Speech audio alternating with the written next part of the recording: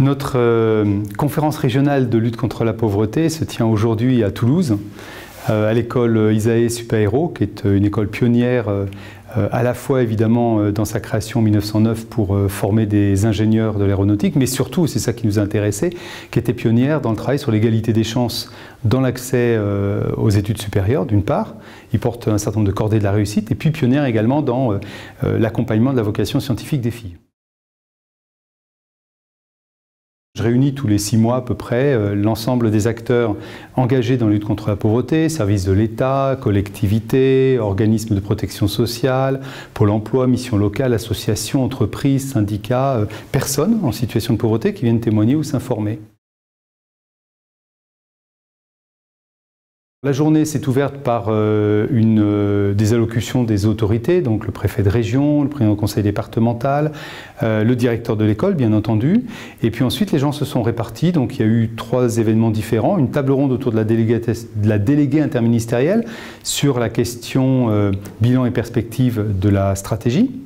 Et puis deuxièmement, il y a eu des ateliers à la journée avec 3 séquences. Une séquence avec un universitaire pour cadrer le sujet, une séquence plutôt avec des exemples d'actions, de bonnes pratiques permettant de découvrir des manières de travailler sur le sujet lui-même, et puis surtout une séquence un peu nouvelle là, puisqu'on est à la fin de la présente stratégie et à l'inauguration de la prochaine, autour des avis et recommandations formulés par les acteurs de terrain au commissaire. Donc je vais pouvoir m'en emparer pour effectivement avoir des orientations d'action. Un troisième ensemble d'actions qui sont des ateliers dits à la carte, c'est-à-dire en fait où les gens ont pu picorer pour aller parler d'aide alimentaire, pour parler de la boussole des jeunes, qui est un accès aux droits des jeunes, en fonction de leur centre d'intérêt.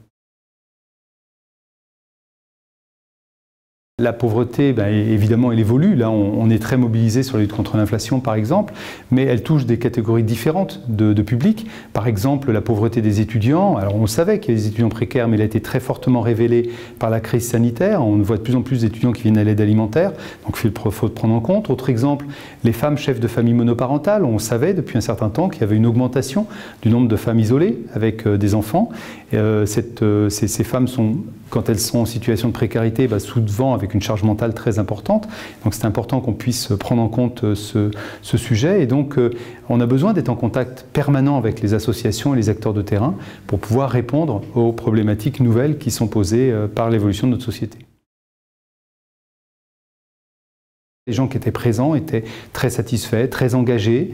On l'a vu effectivement dans les échanges, dans les différents ateliers et différentes tables rondes. Et donc c'est doublement satisfaisant parce que ça permet des rencontres entre des territoires différents. Donc des gens de la Lozère, du Lot qui se rencontrent, des Pyrénées-Orientales, du Gers, etc. Donc des rencontres entre les territoires qui n'ont pas toujours l'habitude de se rencontrer.